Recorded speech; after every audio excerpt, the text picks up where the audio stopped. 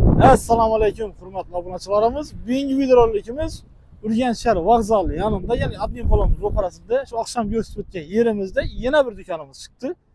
Yana bir ikki do'konimiz chiqdi. Oriyonda biri, bu yoqda biri. Bu do'konimiz 143 kvadrat ekan, bu 141 oqshom chiqarganimiz. Bundan keyingisi ham 141 kvadrat ekan. Общий uchisi 425 kvadrat ekan. Xohlasanglar bir odam olsa ham bo'ladi ekan hammasini. Birimiz lokatsiyasini sizlar oqshom eslatib o'tadi. Yana bir aytib o'tamiz.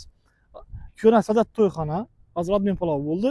Bu tarafimiz temir yo'l, Bonita tarafdan gelish, vokzal tarafdan gelish. Bu yanimiz Xanka yo'ldan. Xanka yo'ldan 100 metr kelsanglar ketyapti shu yerda. Eldin parkovkalar ham zo'r. Bu yerimizni kvadratining narxini 1 kvadratini 10 million so'm deb tutdi. 10 million so'mdan agar kelishlardan kelsanglar ustida kelish ham beradi ekan.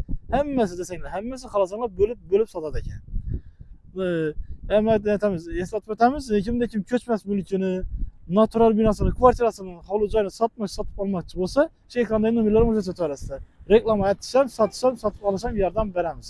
Masalan, bu yerni videolarni tanishtirib o'tamiz.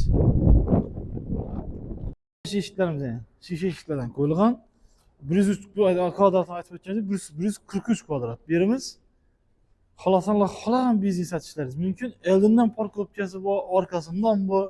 Xohlasanglar kafe, xohlasanglar gym do'kon, boshqa har bir narsaga to'g'ri keladi.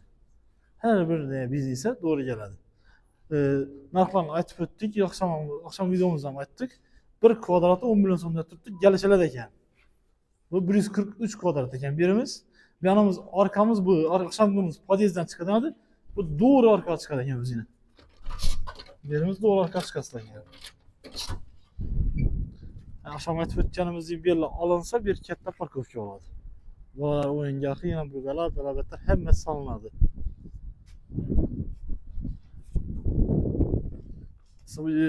Akşam aytib o'tganimizdek telefon nomerlarini ekranga chiqarib qo'yamiz. Aytib o'tamiz.